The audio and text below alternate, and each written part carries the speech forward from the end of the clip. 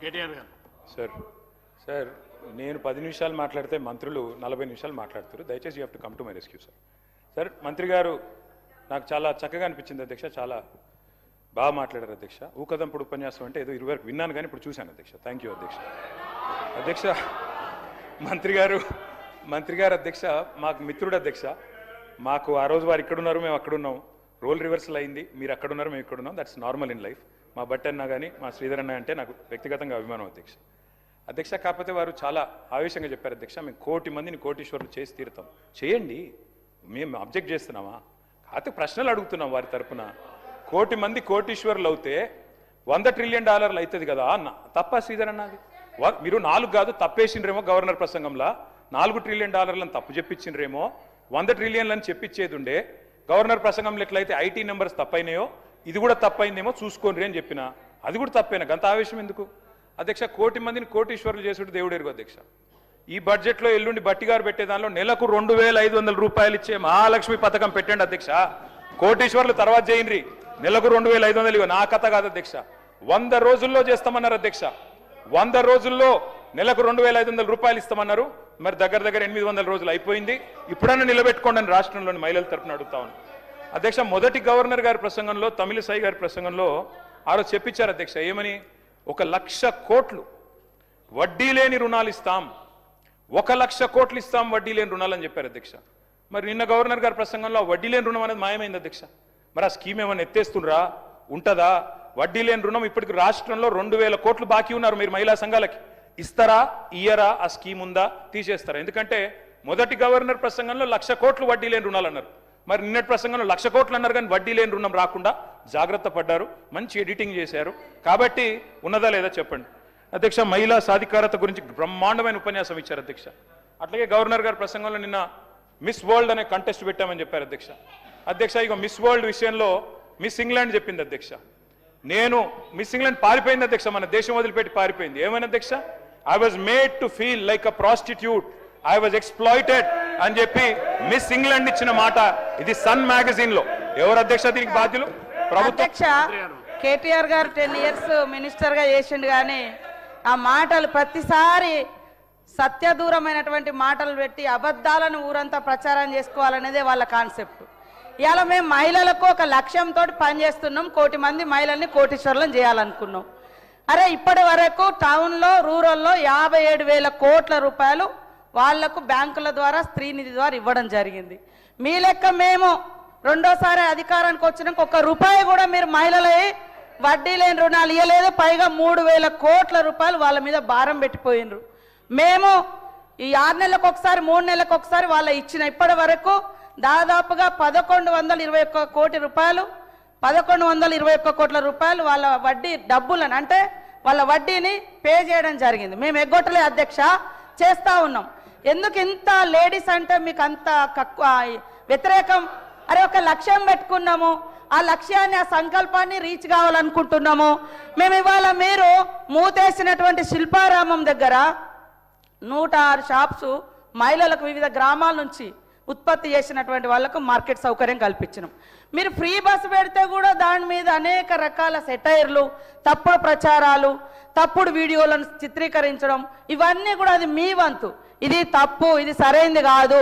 తరతరాల అణిచివేత నుంచి ఆత్మగౌరవంతో, అస్తిత్వంతో, ఆత్మవిశ్వాసంతో ముందుకొస్తున్నటువంటి ఆడవాళ్ళ వెంట సపోర్టుగా ఉండండి, సహకరించండి. అది నిర్ణయాధికారంలో కావచ్చు, కుటుంబ అధికారంలో కావచ్చు, రాజకీయ అధికారంలో కావచ్చు. నేను చెప్తాను అధ్యక్ష, ఒక ఉదాహరణ. మొన్న మా దగ్గర మేడారం అయింది. మేము వాళ్ళకు 6 కోట్ల రూపాయలతోటి 565 మందికి షాప్స్ పెట్టించినాం. మొత్తం వాళ్ళు with in few days, just 10 days నుంచి 15 డేస్లో 3,33 లక్షల రూపాయలు అదనంగా వాళ్ళు సంపాదించుకోవడం జరిగింది. టోటల్ వాళ్ళ ఇన్కమ్ ఎంత అంటే, మేము 6 కోట్లు పెడితే 9,33 లక్షల రూపాయలు వాళ్ళకి ఇన్కమ్ వచ్చింది అధ్యక్ష. ఒక అక్క రోడ్డు మీద మేడారం పోయే వాళ్ళకు ఒక 50,000 ఇస్తామే టీ కొట్టు పెట్టుకుంది. ఆమె రోజుకు 5,000 సంపాదిస్తుంది.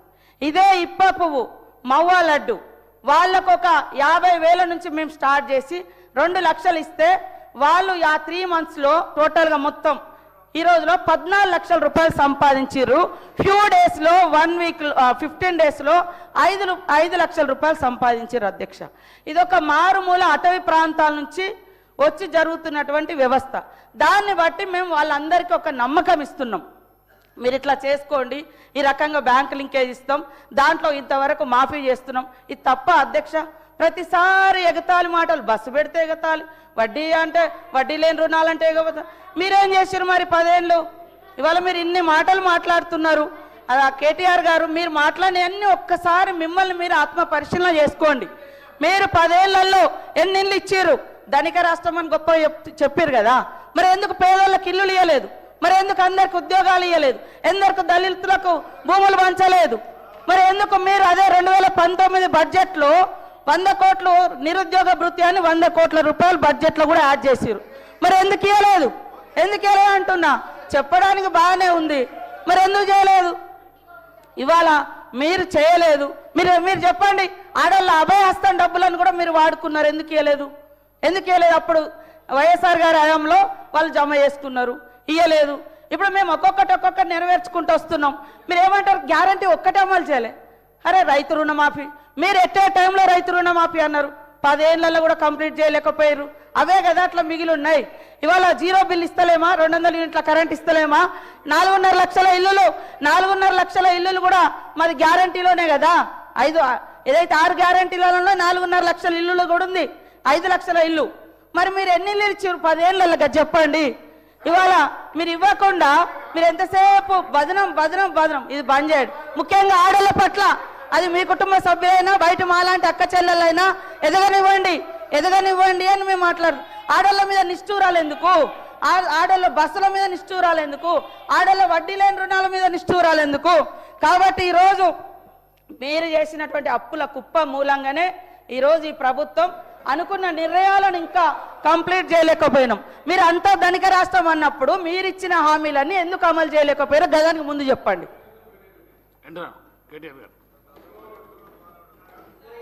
మంత్రి గారు అన్ని విషయాలు చెప్పారు అధ్యక్ష, కానీ అసలు విషయం చెప్పలేదు. మొదటి గవర్నర్ ప్రసంగంలో 1,00,000 కోట్లు వడ్డీ లేని రుణం అన్నారు. ఇప్పుడు దానికి కట్టుబడి ఉన్నారా లేదా అని అడిగాను అధ్యక్ష. 2,000 కోట్లు బాకీ ఉన్నారు వడ్డీ లేని రుణం, ఇస్తారా లేదని అడిగిన అది చెప్పలే. అన్ని చెప్పింది కానీ అది చెప్పలే అధ్యక్ష. ఇంకొక మాట అధ్యక్ష, వారు అధ్యక్ష నేను అడుగుతా ఉన్నా అధ్యక్ష, మిస్ వరల్డ్ పోటీలు జరిగినాయి అధ్యక్ష హైదరాబాద్లో. మిస్ ఇంగ్లాండ్ మీలా మ్యాగీ అనే అమ్మాయి ఇక్కడ నుంచి పారిపోయి సన్ మ్యాగజైన్కి ఇంటర్వ్యూ ఇచ్చి అందులో చెప్పింది అధ్యక్ష, అక్కడి నిర్వాహకులు నన్ను ఇబ్బంది పెట్టారు, ఎక్స్ప్లాయిట్ చేశారు, they have sexually exploited me, they have treated me like a prostitute. నా వర్డ్ కాదు, they have treated me like a prostitute. ఎవరి మీద చర్య తీసుకుంటారు దీనికి? ఎవరు బాధ్యులు దీనికి? గవర్నర్ గారి ప్రసంగం మీద మాట్లాడండి. కేటీఆర్ గారు మీకు ఇచ్చిన సమయాన్ని సద్వినియోగం, గవర్నర్ గారి ప్రసంగం మీద మాట్లాడండి. మీరు బయట పేపర్లను తీసుకొస్తాం, మాట్లాడండి. గవర్నర్ గారి ప్రసంగం మీద మాట్లాడండి. స్పీకర్ సార్, గవర్నర్ గారి ప్రసంగంలోదే మాట్లాడుతున్నారు స్పీకర్ గారు. I'm speaking on governors address only. మీరు వినండి. మిస్ వరల్డ్ పోటీలు మాట్లాడండి. మీరు బయట పేపర్ అన్ని కట్టి తీసుకొచ్చి మాట్లాడితే ఎట్లా? వరల్డ్ పోటీల గురించి చెప్పలేదా గవర్నర్ గారిని? గవర్నర్ గారి ప్రసంగం దాని మీదే మాట్లాడుతున్నా. మిస్ వరల్డ్ అందాల పోటీల గురించి చెప్పారా లేదా గవర్నర్ గారు? ఈ అమ్మాయి సిట్ వేయండి, స్పెషల్ ఇన్వెస్టిగేషన్ టీం వేయండి, వెంటనే కాన్స్టిట్యూట్ చేయండి. అమ్మాయికి అన్యాయం జరిగింది, దేశం